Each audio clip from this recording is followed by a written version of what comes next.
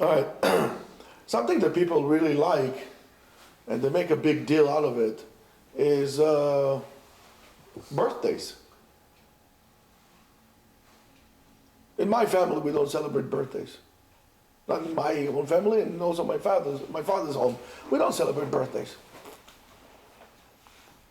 It makes even less sense. I mean, first of all, you know that the first time that a birthday was mentioned was when? Paro. When they brought Yosef from the pit, it was Paro's birthday. They threw a party. The first recorded birthday. So the whole source of this concept of celebrating a birthday, quite questionable. But being good Jews that we are, we always like to adopt things from the Goyim and then call it our own. So today, a birthday is a very, very big industry. The question is, what's the point of a birthday? There are certain milestones in the life of a Jewish person. For a son is a brit milah, for a daughter we give her a name in shul.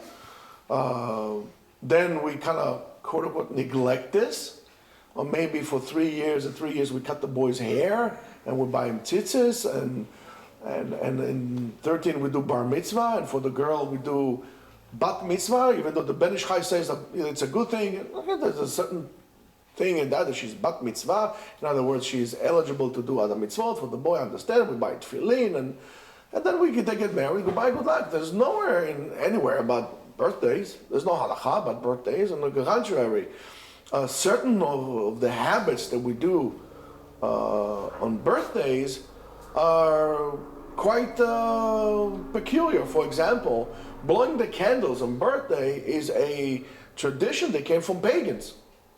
It's a pagan tradition. We don't blow candles.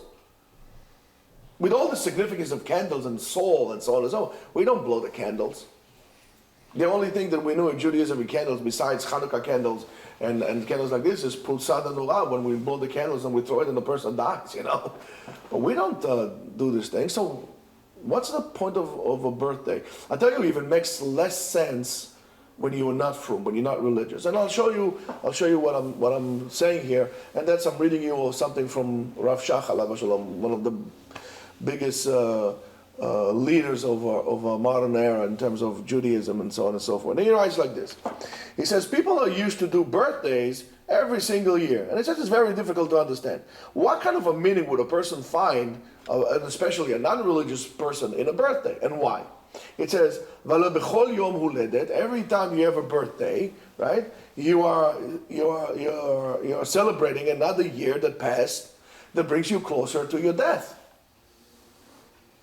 So let's say an average person lives 80 years, right? Average person, let's say 80 years, 90 years, whatever amount of years. Okay. So when he's 20, he's celebrating, I have only 60 years, and then you get 50, I have only 30 years. And then you're 60, I have 20 more years. And 70, and 10 more years. You have 10 more years to live and you're making a celebration. I mean, do you see people in the death row celebrating, the days for the execution? I don't understand that. It doesn't make sense. That absolutely does not make sense to celebrate such a thing. Why are you celebrating?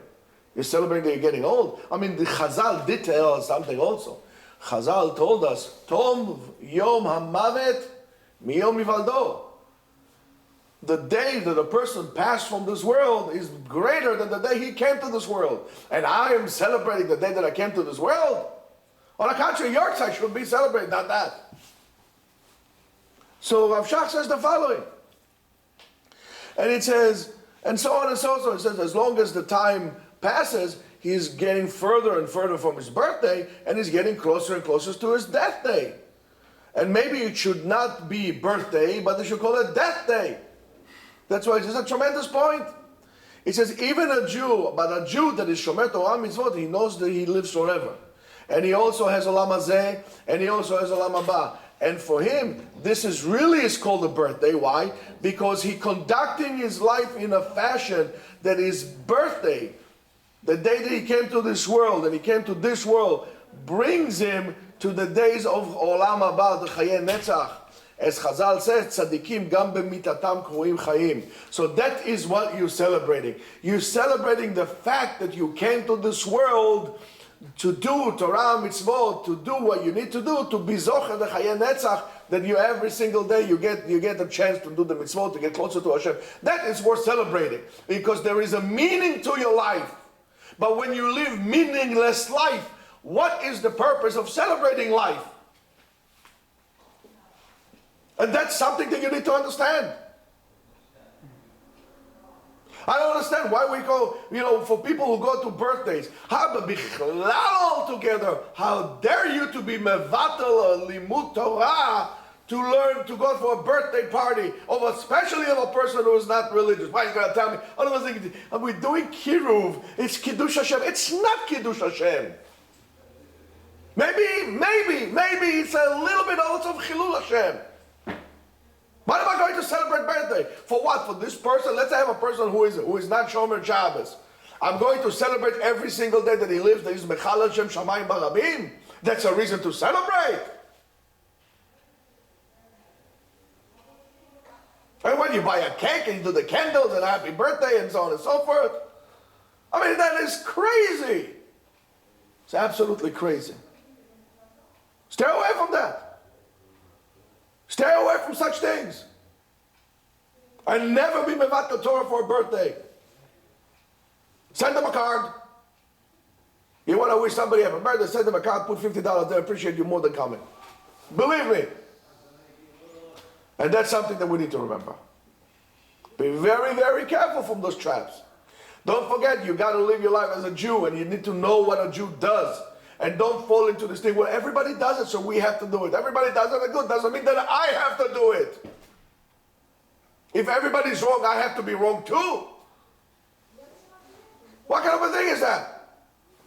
If tomorrow everybody starts to eat chazer, so I have to eat chazer too. If tomorrow everybody is marrying non-Jews, I have to marry a non-Jew as well. Why do I care what everybody else does? To be a Jew, first of all, guys, is to be humble for God, bow down to God, but then stand still for everybody else. You got to develop a backbone, Rabotai. And it's not the backbone for your own sake, it's the backbone for the Torah and for the mitzvot, for what it stands for. You got to stand and you need to fight and you need to remember the people by example what to and what not to do. Birthday is not a Jewish thing. Parents spend hundreds of thousands of dollars on bar mitzvah. It became a thing to do bar mitzvah. But for crying out loud, to buy a pair of tefillin for their son, they won't. They buy something cheap. Rabbi, give me a deal. Give me a deal on the tefillin. What? Tefillin? $500? $600? Push, too much. But for the food that they spend on a wedding, $100,000. I always want them at a bar mitzvah to spend $500,000 on a bar mitzvah. $500,000. Shigaon, I was so upset I left. They brought all these people going to the circus from Moscow. I mean, crazy stuff. A bar mitzvah with half-naked women. Who heard such a thing? I left. But a parent feeling he can to send his kids to a top-notch yeshiva, you won't. To get his kids a mechanech to teach his son to go b'derech Torah, you won't. He's basically destroying his own son and paying money for it. Are you telling me about birthdays? To have boys and girls together, all the leitzanim, all the jokers. He says, the kat leitzanim, don't be along with this. What are we doing here? And then, Rabbi, I know it's the Omer, but it's a birthday. It's a this. We have to play music. It's chagigah. It's mutar. Who told you it's allowed? What's the point of you celebrating bar mitzvah if you're not going to keep anything? Does your son know how to read the Torah? Did you teach him appropriately? Did your son finish a Mishnah, a Seder Mishnayot, or Masechta Gemara for the sake of his bar mitzvah? And then you're going to come crying to the rabbis and say it's all the rabbi's fault. But that's for a different time. Have a great day.